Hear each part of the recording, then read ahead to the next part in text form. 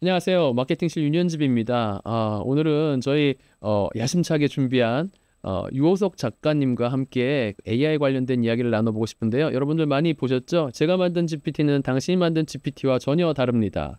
GPT 동상이몽 이 책에 대해서 작가님을 직접 모시고 이야기를 나눠보는 시간 갖도록 하겠습니다. 어렵게 모셨지만 저희랑도 인연이 되게 깊으세요. 그죠? 네, 그렇습니다.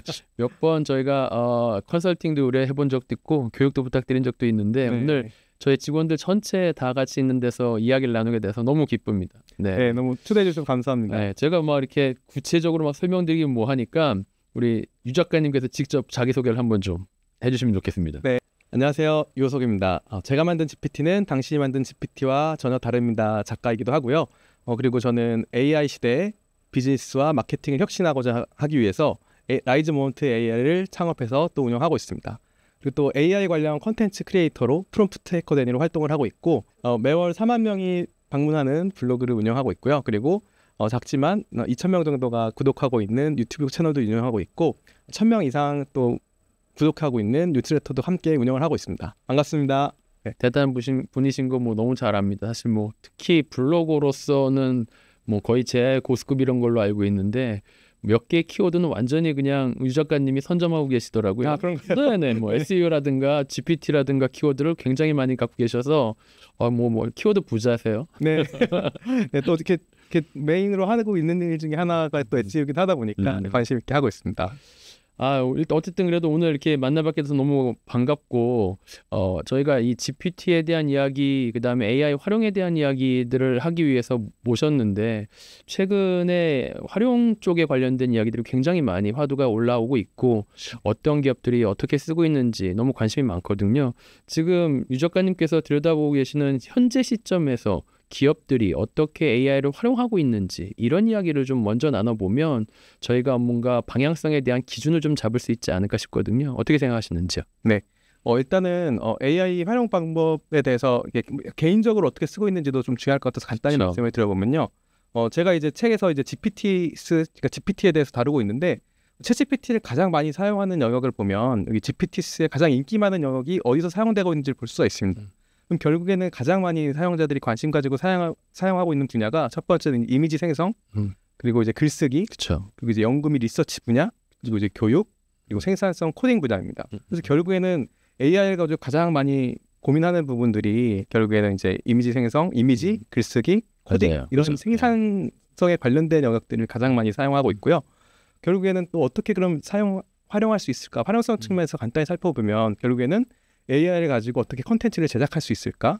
그리고 AI를 가지고 어떻게 이제 검색이나 리서치 영역에서도 도움을 받을 수가 있고요. 그리고 또 자동화 연결을 해서 AI를 가지고 자동으로 할 수 있는 AI 에이전트라고도 하죠. 네, 그런 방향으로도 많이 이렇게 연구가 되고 있고 교육이나 학습 분야에서도 AI를 가지고 많이 활용하는 걸 볼 수가 있습니다. 그럼 기업들은 지금 어떻게 더 확산되어 나갈 것 같으세요? 기업들 같은 경우에는 결국 지금 가장 먼저 앞서 있는 데들은 결국 클로드나 이제 오픈AI 같은 파운데이션 모델을 만드는 회사들이 있을 거고, 그렇죠. 빅테크들. 빅테크 기업들이 있고, 그리고 이제 뭐 엔비디아 같은 이제 인프라를 만드는 데들이 있고, 결국 이제 산업에서 어떻게 사용할지 접목할지가 있는데, 첫 번째로는 가장 스타트업들이 웬만한 IT 스타트업들이 다 이제 AI 기능들을 도입하고 있습니다. 예를 들면 뭐 스픽 같은 경우에는 이제 AI를 가지고 영어 언어를 이제 AI와 같이 학습하는 기능도 추가하고 있고, 그리고 정말 웬만한 유명한 서비스를 써보시면 캔바 같은 경우에도 이제 AI 기능들이 들어가 있고, 뭐 어도비,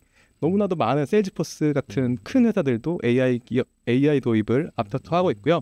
그리고 산업 측면에서도 대부분 많은 이제 산업 측면에서도 금융 그리고 법률 이런 큰 시장, 그러니까 어떻게 보면 전문직이 하고 있던 그런 영역에서 AI 도입을 많이 하고 있는 것으로 알고 있습니다. 그러면은 이런 말씀이시네요. 옛날에는 대기업들이나 데리고 있었던 뭐 전략실이라든가 뭐 전문 마케팅 조직이라든가 이런 업무들이 점점 AI를 통해서 작은 스타트업이라든가 중소기업들도 그들만의 뭔가 전문적인 영역들을 도움을 받을 수 있겠다. 네네, 맞습니다. 그런 형태의 이해가 되겠네요. 네, 너무 잘 말씀해 주셨는데 결국에는 이제 마케팅이나 전략실 같은 경우에는 큰 회사들만 전문 인력을 갖출 수 있었는데 이제는 AI의 도움을 받아서 물론 이제 전문 인력만큼의 수준은 아니지만 그래도 시작할 수는 있게 되는 거죠.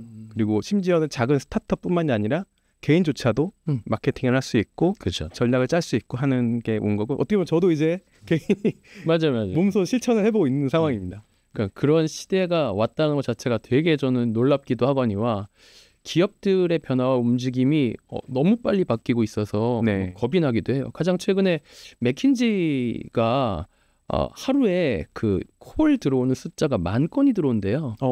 근데 그 10,000건이 이제 여기저기 기업들이 요구사항, 컨설팅 요구사항이 들어오겠죠? 네. 근데 그걸 처리하는 인력들을 거의 한 70-80%를 줄였다고 하더라고요. 이게 네. 이제 생성형 AI를 활용해가지고 내부적으로 그 콜 스위칭하는 작업들을 다 자동화시켰다고 하더라고요. 네네. 그러니까 그런 것처럼 맥킨지 이제 밑으로 내려보면 엑센처라든가 딜로이트라든가 저희랑 유사 업군에 있는 MSP들도 네. 자동화 내지는 생산성 강화 그리고 이거에 대한 고객에 대한 딜리버리 이런 것들에도 엄청 고민하고 있는 걸로 알고 있어요. 네네. 혹시 알고 계신 사례가 있으면 좀 공유해 주시면 좋겠어요. 네, 맞습니다. 근데 이미 너무 또 잘 알고 계셔가지고 네, 간단히 말씀드리면 저도 이제 그 맥킨지 같은 경우에는 이제 어떻게 보면은 IT 쪽이 아닌데도 어떻게 보면 그런 AI를 다루고 있는 거고, 네네네. 그리고 이제 말씀하신 것처럼 딜로이트나 그다음 엑센처나 딜로이트 그리고 캡제미라고 하는 그런 이제 유럽에 유럽의 MSP 업체들도 앞다투어 사실 한국보다 더 빠르게 어떻게 보면은 이렇게 서비스들을 AI 관련된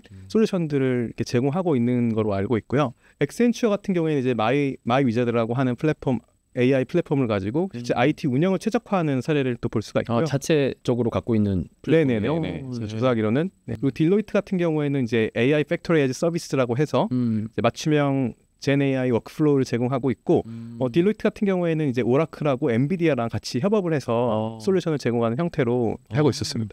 그리고 이제 캡지밀 같은 이제 퍼폼 AI 같은 경우에도 이제 데이터 기반으로 이제 AI 관련 비즈니스 혁신을 제공하고 솔루션을 제공하는 사례를 볼 수 있었고요. 그리고 국내에는 베스핀 글로벌 헬프나를 가지고 네네. 너무 저는 이제 어떻게 보면 글로벌 사례를 보면은 너무 앞서가 있는데 제가 느끼는 건 약간 이제 한국은 확실히 글로벌에서 느끼는 것보다 체감상 왜냐면 또 이제 영어는 너무 잘 되는데 한국어는 살짝 이렇게 부족하고 이제 GPT-4 나오면서 조금 괜찮아졌잖아요. 그러다 보니까 이제 한국은 살짝 이제 속도가 는다는 생각이 있는데 또 베스핀 글로벌 조사해 보니까 저희 원래 너무나도 엄청 많아요. 네네 맞습니다. 그래서 헬프나우를 가지고 또 이렇게 너무나도 다양한 비즈니스를 가지고 또 데이터 AI 어떻게 보면은 대화형 AI 플랫폼을 이렇게 직접 이렇게 구축하시고 또 운영하고 계시고 또 이제 단순히 AI 챗봇뿐만이 아니라 음성보까지 지원하는 이렇게 사례를 이렇게 또 볼 수 있었고요. 그리고 이제 베스핀 글로벌 같은 경우에는 솔루션이 아키텍처를 이미 모든 스택을 다 가지고 계시더라고요. 네. 사실 이제 뭐 뒤에도 말씀드리겠지만 가장 중요한 게 그 어떻게 보면 AI MSP에서 AI MSP로 넘어가면서 가장 중요한 부분이 저는 지금 단계에서는 그 AI 솔루션 스택을 다 갖추고 있고 경험치를 쌓아 나가는 걸 생각하고 이렇게 있는데 이미 다 갖추고 계시고 하고 계셔가지고 상당히 많이 놀랐습니다. 그러니까 저희가 나가서 느껴지는 경쟁력은 딱 그건 것 같아요. 얼만큼 많은 경험을 갖고 있느냐. 고객이 물어보시는 게 이제는 비슷비슷한 기술력이고 어차피 파운데이션 모델을 다루는 거다 보니까 그 다루는 경험을 얼만큼 갖고 있느냐를 계속 물어보시더라고요. 그래서 저희가 그 경험을 고객한테 셀링하는 게 되게 중요하다라는 걸 느껴가고 있는 중에 있습니다. 여기 보여줬던 이 업체들 중에 캡제미니 같은 경우는 저희랑 매직 쿼드런트에 늘 같은 사분면에 있는 기업이에요. 거의 뭐 3조대 매출을 함에도 불구하고 저희가 7년 연속으로 계속 캡제미니와 같이 거론되고 있거든요. 그래서 이 기업들이 어떻게 움직이는지가 저희가 늘 고민이 됐었는데 지난주 가트너의 그 애널리스트랑 미팅을 하면서 저희 사례를 얘기해 줬더니 너희도 굉장히 경쟁력 있어 보인다 라고 얘기를 하더라고요. 그래서 자신감을 좀 많이 받았었습니다. 저희가 만약에 그러면 이 기업들이 효과적으로 이 AI를 도입하기 위해서는 이렇게 준비하면 좋겠어라는 그 작가님의 어떤 생각이 통찰력이 있다고 하면 좀 들어보고 싶어요. 너무 또 좋은 질문이신데요. 근데 사실 너무 이미 잘하고 계셔가지고 저희 말고 고객들이라도 그래서 그냥 간단히 이렇게 말씀드리면 아까 가장 그 말씀드렸던 것 중에 가장 앞서서 말씀드렸던 것 중에 하나인데 결국 모듈화된 AI 솔루션을 가지고 있느냐 없느냐가 지금 단계에서는 가장 중요한 것 같습니다. 그래서 그 어떻게 보면은 이제 그 파운데이션 모델을 만드는 건 어떻게 보면은 이미 클로드나 오픈AI가 너무 잘하고 있고 또 어떻게 보면은 이제 뭐 라마 같은 오픈 소스에서 잘하게 나올 거고 그럼 결국 그것들을 가지고 기존의 문제들을 어떻게 해결하느냐가 결국에는 핵심인데 그래서 이제 뭐 레그나 이제 뭐 내년에 이제 화두가 될 AI 에이전트 그리고 어떻게 보면 이제 그 데이터를 잘 보여주는 예를 들면 차트나 아니면은 단순 텍스트뿐만이 아니라 차트나 멀티모달 형태로 어떻게 보면 비즈니스에 도움되는 이제 결과물들을 보여주는 UI 이런 어떻게 보면 이 모듈화된 AI 솔루션들을 갖고 있는 것 자체가 되게 중요하다고 생각을 하고요. 그쵸. 그리고 또 한 가지 다음으로 중요한 거는 데이터 전략이라고 생각을 합니다. 결국에는 저도 이제 뭐 고객사들을 만나다 보면은 이 데이터를 가지고 예전에는 이 데이터를 가지고 뭔가 할 수 있는 게 어떻게 보면 데이터 전문 인력도 필요하고 어려웠는데 이제는 데이터만 가지고 있으면 뭔가 할 수 있는 가능성들이 많아지다 보니까 그리고 AI를 접목할 수 있는 가능성도 많아지다 보니까 결국에는 이 데이터를 어떻게 단순히 AI를 가지고 활용하는 것도 있겠지만 어떻게 보면 데이터 전략을 같이 세워주면서 맞습니다. 네, 데이터 전략뿐만이 아니라 거기에다 AI를 결합시키는 거죠. 그래서 데이터 전략이 또 다음으로 중요하다고 생각을 하고 또 중요한 부분 중에 하나는 단계별 접근입니다. 이 AI를 도입하는 것 자체가 사실은 너무나도 많은 기업 입장에서는 도입 비용이 많이 들어가거든요. 그래서 단계적으로 POC 먼저 하면서 어떻게 보면 작은 비용으로 이제 어떻게 보면 AI가 할 수 있는지 없는지를 검증을 하고 단계적으로 상용화를 시킨다거나 실제 이제 산업에 접목시키는 형태로 이 단계별 접근도 저는 되게 중요한 부분이라고 생각을 하고요.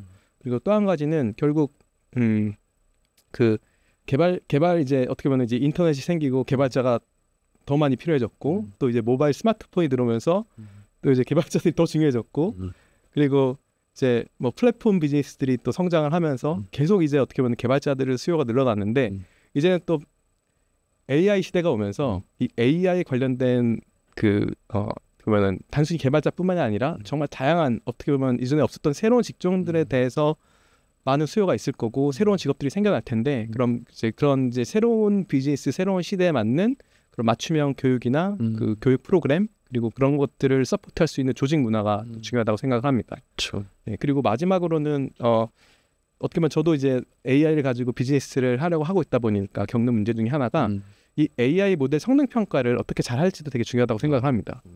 이제 예전에 이제 저희가 소프트웨어를 개발을 하고 나면 정답이 명확했거든요. 예를 들면 이제 QA 시트가 있고 동작하는지 안 하는지 어떻게 보면 yes, no만 잘 해줘도 이 성능 평가가 됐었는데 이 어떻게 보면 언어 모델의 특성상 이게 맞는 답인지 틀린 답인지를 구분하는 게 정말 어려운 일이거든요. 그래서 어떻게 보면 이 AI 모델의 성능을 잘 평가할 수 있는 시스템을 구축하는 것도 저는 이제 어떻게 보면 이게 정말 그래서 좋은 거예요, 안 좋은 거예요라는 이렇게 답변을 해줘야 될 수 있지 않습니까? 그래서 그런 답변을 해줘야 될 때 결국 이런 AI 모델을 성능 평가하는 것도 상당히 중요한 부분이라고 생각을 합니다. 너무 공감이 되는 게 저희가 지금 이제 헬프나우로 고객사의 딜리버리를 굉장히 많이 하다 보니까 산업별로 말씀하셨던 단계별 도입에 대한 접근 방법도 조금씩 달라지고 그러니까 인더스트리 스페시픽이 좀 생기기 시작하고요. 그다음에 필요한 거버넌스 전략이라든가 운영 오퍼레이팅 전략이라든가 이런 것들이 다 다르게 접근이 되더라고요. 그래서 딱 정해진 무엇인가가 없고 경험치가 쌓이면서 늘어나는 저희만의 노하우들이 생기기 시작하는 거예요. 네네. 그게 지금 말씀하신 것들과 잘 부합이 되고 있는 것 같아서 네. 저희가 잘 가고 있구나라는 생각이 드네요. 네네. 저 너무 잘 감당하고 계신다고 생각을 하고 네. 지금은 저는 이제 경험치를 산업별 경험치를 쌓는 것이 가장 중요하다고 생각을 합니다. 왜냐하면 아무도 안 해봤던 업무들이잖아요. 그리고 아무도 안 해봤던 시도들이고 그래서 결국에는 이렇게 어느 정도 시간이 지나고 나면 이제 이 분야에선 이렇게 하는 게 답이구나라는 게 좀 정해지겠지만 지금 단계에서는 어떻게 보면 한 발짝 앞서 나가서 제 그런 고객을 만나고 고객 문제를 해결해 주면서 경험치를 쌓는 것이 중요하지 않을까 생각을 합니다. 사실 저희가 챗 GPT 발로 벌어진 이 AI 빅뱅이 계속 경험을 하다 보니까 느껴지는 게 잘 묻고 잘 답하고 프롬프트가 잘 되어 있고 그것들을 잘 저희가 활용하고 이게 되게 중요하다고 생각하는데 핵심을 보면 결국엔 서칭인 것 같거든요. 네네. 그 서칭에 대해서 최근에 퍼플렉시티 같은 경우에는 우리는 서치 엔진이 아니야, 우리는 앤서 엔진이야 이래가면서 아예 포지션까지 바꿔가면서 더 똑똑한 답변, 더 잘된 질문 이런 것들을 하기 위한 노력이 계속되고 있는 것 같아요. 네. 저자님 보시기에 이제 서치 GPT가 나오면 그다음에 지금 구글의 이 검색 시장 장악이 확 줄어들 거라는 전망들이 굉장히 나오고 있잖아요. 네. 앞으로 이 검색 기반 기술 시장의 발전에 대해서는 어떻게 생각하시는지가 궁금해요. 요즘에 가장 많이 이렇게 고민하는 부분이기도 하고 어제 오늘도 뉴스레터 관련된 뉴스레터도 2개 발행을 했는데 결국 AI 검색 시대가 도래를 했다고 생각을 했고 여기에 가장 핵심은 뭐냐면 결국 정보 소비의 방식이 변하는 겁니다. 그래서 전통적인 검색 방식은 결국 키워드를 가지고 원하는 문서를 찾는 거라고 한다면 AI 검색, 네, AI 검색에서는 단순히 키워드뿐만이 아니라 내가 원하는 질문들을 자유롭게 할 수 있고요. 그리고 답변 자체도 원하는 결과물에 가까운 답변이 나오는 거죠. 그리고 심지어는 그 답변 자체가 구글은 키워드를 검색하면 문서가 나오지 않습니까? 근데 이 AI 서치 엔진은 서치가 아니라 AI 이제 에이전트로 간다고 하면 내가 원하는 것까지 실제로 실행까지 할 수 있는 거에 가까운, 그래서 더 무한한 가능성을 가지고 있는, 실제로도 저희가 제가 이제 많이 챗GPT를 쓰는 것 중에 하나가 뭐 블로그를 작성한다거나 이제 어떻게 보면 컨텐츠를 작성하는데 많이 도움을 받는데 그럼 어떻게 보면은 이제 블로그 글을 초안을 작성해달라고 하면 원하는 초안도 작성해주고 리서치를 해달라고 하면 리서치를 해주는 거죠. 전에는 원하는 문서만 주고 알아서 골라서 쓰세요였는데 맞아요. 이제는 원하는 엄청, 답변과 그렇죠. 좀 더 가깝게 이렇게 나오는 게 이제 검색 엔진 핵심이라고 생각을 하고요. 그리고 결국에는 이 검색 엔진 시장이 결국에는 어떻게 될 건지 이렇게 많은 분들이 궁금하시는데 결국에는 저는 약간 어느 정도는 공존하는 시간이 있을 거라고 생각을 하고 그리고 지금 이제 퍼플렉시티 그리고 이제 서치 GPT가 나왔지만 인터넷에서 어떻게 보면 처음에 검색 엔진들이 되게 많이 있었는데 뭐 이제 뭐 야후, 뭐 엠파스 이제 정말 이거 이름 알면 사실 네 그렇죠.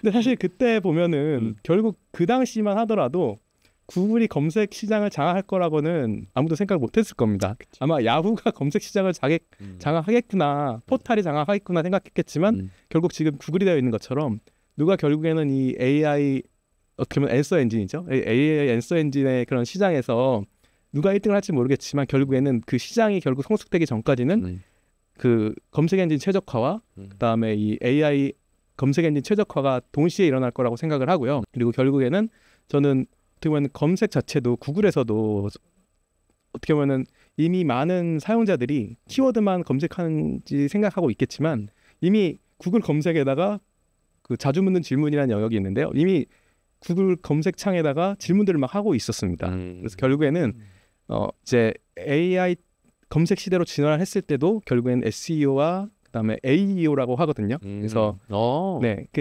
AEO라는 용어가 있습니다. 그래서 AI 그러니까 앤서 엔진 오티마이제이션인 거죠. 네, 처음 들어보는 키워드입니다. 네네네. 그래서 이미 그 해외에서는 이제 그런 이제 단순히 이제 SEO가 아니라 이제 AI 서치 엔진에 잘 노출될 수 있도록 이제 같이 고려를 해야 된다라고 하는 그런 부분들이 많이 있습니다. 그래서 결국에는 사용자 관점에서는 예전에는 어떻게 보면은 문서를 답변받았으니까 그 문서를 분석하고 하는 게 일이었는데 이제는 직접적인 어떻게 보면 사용자가 원하는 것과 더 가까운 답변을 해줄 수 있다는 게 첫 번째고 그리고 두 번째는 이제 프롬프트 엔지니어링이 정말 중요해지는 게 원하는 답변을 최대한 가깝게 얻으려면 이 프롬프트를 잘해야 되지 않습니까? 그렇죠.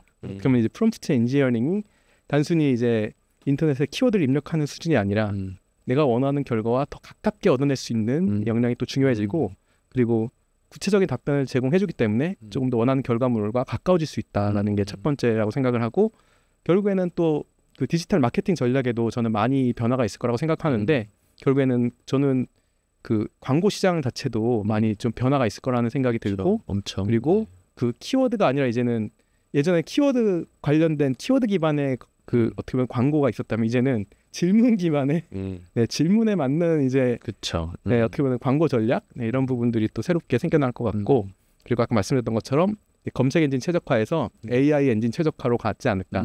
그리고 SEO라는 것도 해외에서는 이제 원래는 SEO라는 게 검색 엔진 최적화, 네, 서치 엔진 옵티마이제이션이잖아요. 근데 요즘에는 뭐라고 하냐면 Search Everywhere Optimization입니다. 그래서 검색이 유튜브에서도 하고 네, 이제 검색 AI 검색 엔진에서도 하고 다양한 분야에서 이제 어떻게 보면 최적화를 해야 되다 보니까 네, Search Everywhere Optimization. 네. 저는 유 작가님이 SEO 최고봉이어가지고 앞으로 이거 바뀌면은 어떻게 하시나 했는데 걱정 없겠는데요. 네. 이미 다 알고 계시니까 그냥 하나 더 그러면은 확장해서 좀 궁금한 게 앞으로 2025년에 이 AI 산업에서 그럼 제일 주목해야 될 부분이 뭘 것 같은지 네. 이게 좀 궁금해요. 유 작가님 생각 어떠신지요? 네. 길게 봤을 때 결국에는 AI가 어떻게 변할까라는 고민을 저도 상당히 많이 하고 있는데 2025년에서 저는 가장 중요한 핵심 키워드들은 너무 이제 사실 많이 얘기 나와서 뻔한 답변일 수도 있지만 AI 에이전트라고 생각을 하고요. 그럼 이 AI 에이전트 시대에서 가장 중요한 부분이 무엇일까라고 생각을 해봤을 때 저는 첫 번째로는 AI의 추론 능력이 강화되는 게 첫 번째라고 생각을 하고요. 그리고 두 번째는 AI가 이제 판단할 수 있고 실행까지 할 수 있는 부분이 이제 두 번째고 마지막으로 세 번째는 이 AI 에이전트가 단일 에이전트들이 서로 유기적으로 어떻게 보면 이제 AI 에이전트의 오케스트레이션이라고 하는데 예, 유기적으로 연결될 수 있는 이 세 가지가 중요한 부분이라고 생각을 하고 이게 결국 지금 AI 모델에서 최근에 공개된 것들의 힌트가 있습니다. 예를 들면 이제 오픈 AI O1이라는 게 이제 나왔는데 원래 프리뷰에서 최근에 이제 정식 기능이 출시가 됐는데 이게 어떤 거냐 하면은 AI가 챗GPT를 하다 보면 이제 O1을 키게 되면요. 질문을 하게 되면 특히 이제 어려운 수학 문제 같은 경우에 단계적으로 풀이를 해야 되는데 추론 과정을 통해서 수학 문제를 푸는 겁니다. 그래서 재미삼아 이렇게 예시로 나오는 어려운 수학 문제를 딱 했는데 챗GPT가 답변을 하면서 생각하는 중입니다라고 하면서 이제 문제 풀이 과정을 막 찾아가면서 풀어나가는 거죠. 네. 그래서 저는 이게 어떻게 보면 그 GPT, 그러니까 오픈 AI O1이 이 추론 능력의 그 향상을 보여주는 좋은 사례라고 볼 수 있다고 생각합니다. 오픈 AI의 노림수 같은 게 확 보이는 것 중에 하나는 일단 GPT라는 키워드 자체도 없애버리고 그냥 맞습니다. 대단하게 O1으로 그냥 완전 이건 다른 아이야. 네네. 너희가 이걸 다르게 활용해야 돼. 앞으로는 이런 게 필요할 거야라고 꺼내놓은 네. 전략 고도의 전략인 것 같고요. 네네.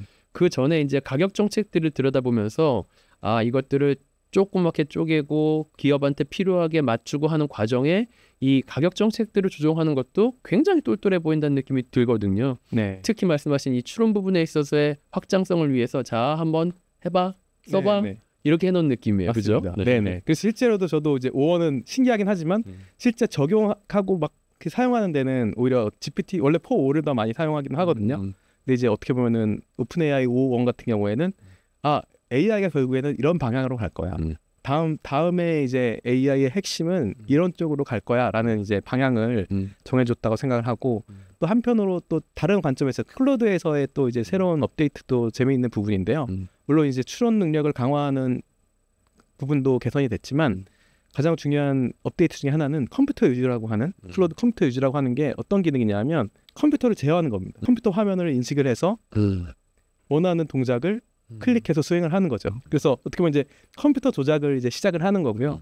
근데 컴퓨터 조작이 조금 더 이제 더 나아간다 하면은 이제 더 나아가면 이제 어떻게 보면 이제 로봇을 제어할 수도 있고 그리고 더 많은 이제 어떻게 보면 그 제조업에 있는 생산 라인들을 또 제어할 수 있는 그런 가능성까지 보여주는 사례가 아닌가라는 생각이 들고 그리고 또 오픈에서 이제 그 O1이나 이제 GPT-4 정도의 그런 큰 업데이트는 아니었지만 이제 또 오픈의 스왑이라고 하는 이제 AI 에이전트 오케스트레이션 하는 그런 프레임워크 같은 경우에도 이제 오픈에서 나온 기능 중에 하나입니다. 그래서 이거는 뭐냐면 그 결국에는 그 하나의 모든 것을 잘하는 AI 에이전트가 아니라 각각의 단일 기능들을 잘하는 독립적인 에이전트들이 있는데 서로 에이전트들끼리 서로 연결되면서 결과물을 만들어내는 개념이라고 이해를 하시면 됩니다. 사실 그럼 그 같은 너가 이야기했던 기계가 고객이 된다는 이야기가 딱 이 지점이네요. 네네. 네, 그렇게 볼 수 있을 것 같습니다. 그렇죠. 결국엔 내가 가고 싶은 데가 마추픽추야 그러면은 모든 어플리케이션들을 다 지가 열고 가서 예약하고 맞습니다. 일정까지 체크해서 제 캘린더다가 넣어주는 네네. 네, 이 시대가 곧 온다는 얘기인 거죠. 그렇죠? 네네. 제 개인적으로 궁금한 질문이에요. 사실은 유 작가님을 보면서 되게 놀라운 부분들이 많아요. 블로그를 하시기도 하시고 사실은 그게 굉장히 큰 임팩트가 있는 것 같아요. 그러면서 엔지니어셨잖아요. 그리고 망고플레이트의 코파운더의 CTO셨단 말이죠. 완전 개발자예요. 근데 사람들의 마음을 막 이렇게 흔들어 놓는 글들도 많이 쓰시고 심지어 작가, 책도 쓰시고 유튜브 활동까지 하시고 지금 경영도 하신단 말이죠. AI 시대에는 유 작가님처럼 이렇게 다재다능해야 되는 건가요? 네. 이게 너무 궁금하거든요. 저희 대부분 테크니션들이 있는 회사잖아요. 네. 이 개발자들, 엔지니어들 이분들이 AI 시대에 어떻게 준비를 하면 될지 그리고 어떤 직업군들이 생겨날지 이런 것들에 대한 게 되게 궁금합니다. 이제는 이제 AI 관련해서 새로운 직종들도 많이 생기지 않을까라는 생각이 들고 예를 들면 뭐 프롬프트 엔지니어링을 잘하는 분들을 이제 프롬프트 엔지니어라고 하죠. 프롬프트 엔지니어도 이제 앞으로 되게 중요해질 어떻게 보면 새로 생길 직종 중에 하나일 것 같은데 뭐 지금 당장은 프롬프트 엔지니어 직군에서 뽑는 케이스가 많지는 않겠지만 시간이 가면 갈수록 더 필요하고 더 찾는 수요가 많아질 직종이라고 생각을 하고요. 단순히 이제 개발자가 아니라 예를 들면 AI 어플리케이션을 개발할 수 있는 AI 어플리케이션 개발자도 스페시픽하게 하는군요. 맞습니다. 네, 예를 들면은 아이폰이 처음 출시되고 아이폰 앱스토어에 있는 앱 개발자들이 인기가 많아졌던 것처럼 수요가 많아졌던 것처럼 마찬가지로 이제는 AI 어플리케이션을 잘 개발할 수 있는 예전에는 리서치 엔지니어들이 했던 일들을 머신러닝 엔지니어들이 했던 일들과 좀 다르게 어떻게 보면 이제 AI 기술을 정말 비즈니스에 적용할 수 있게 뭐 레그를 잘 한다거나 아니면 프롬프트랑 어떻게 보면 기존의 어플리케이션을 잘 엮어서 만든다거나 하는 그런 스킬들이 기술들이 또 이제 많이 시장에서 필요한 기술이 아닐까라는 생각이 들고요. HCI라고 들어보실지 모르겠는데 인터넷이 처음 나왔을 때 휴먼 컴퓨터 인터랙션이라는 게 있었습니다. 이제 그게 이제 모바일에서 오면은 모바일로 넘어오면서 이제 UX가 또 중요해졌고요. 네. 그래서 이제는 AI 시대는 결국에는 이제 AI 휴먼 인터페이스 그래서 AI 인간 인터페이스도 이제 또 유명한 새롭게 생겨나는 직종이 아닐까라는 생각이 들고요. 그리고 이제 예전에 이제 QA 어떻게 보면 이제 QA 하시던 직종에서도 이제 AI 성능을 QA하는 것도 상당히 중요해지는 부분일 거라고 생각이 들고 아까 말씀드린 것처럼 뭔가 단순히 이 기능이 동작하는지 안 하는지 yes, no가 아니라 어떻게 보면은 이 실제 정성적인 지표도 같이 들어갈 거고 어떻게 보면 이제 측정하기 어려운 부분들을 측정하는 이제 AI 성능 평가를 하는 이 QA 직종도 생겨나지 않을까. 그리고 또 이제 AI 윤리 전문가도 저는 상당히 중요할 거라고 생각을 하는 게요. 결국에는 지금 AI 모델, 뭐 클로드 그렇고 오픈 AI도 그렇고 그런 새로운 모델이 공개될 때 항상 윤리적인 부분들을 되게 중요하게 그렇죠. 얘기를 합니다. 늘 따라오죠. 네, 그래서 이 AI 윤리 전문가도 저는 이제 어떻게 보면 새롭게 생겨날 중요한 분야라고 생각을 하고 또 한 가지는 이제 AI 기반 컨텐츠 크리에이터들. 네, 저도 어떻게 보면은 AI의 도움을 받아서 이렇게 크리에이터 활동을 하고 있는 것처럼 AI 기반 컨텐츠 크리에이터들도 이렇게 새롭게 생겨날 분야가 아닐까 생각을 합니다.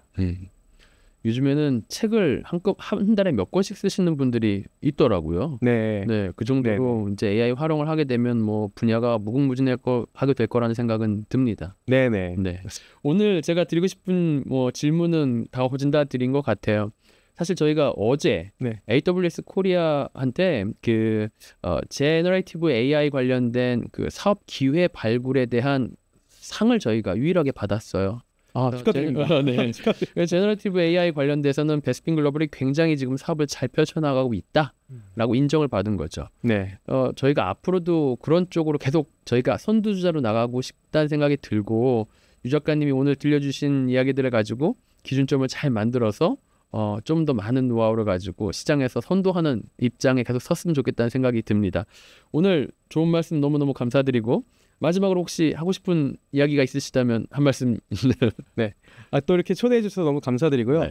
저는 AI 시대에서 저조차도 어떻게 하면은 개인의 경쟁력 그리고 또 나만의 역할을 찾을 수 있을까를 많이 고민하고 있는데 저는 가장 중요한 부분은 AI를 가지고 결국에는 내가 어떻게 될까 뭔가 두려워하기보다는 결국에는 이걸 가지고 어떻게 활용을 하고 나의 성장에 도움이 될 수 있을까라는 방향에서 많이 고민하는 게 중요하다고 생각을 하고요. 저는 베스핀 글로벌 자체가 단순히 국내뿐만이 아니라 글로벌 트렌드를 봤을 때도 상당히 앞서가고 있고 잘하고 있다라고 객관적으로 생각이 들기 때문에 어떻게 보면 이 변화에 적응하는 게 정말 어려운 일이겠지만 그래도 맞는 방향으로 가고 있고 좋은 방향으로 가고 있으니까 이렇게 확신을 가지시고 열심히 파이팅 하셨으면 좋겠습니다. 대단히 감사합니다. 감사합니다. 네. 감사합니다.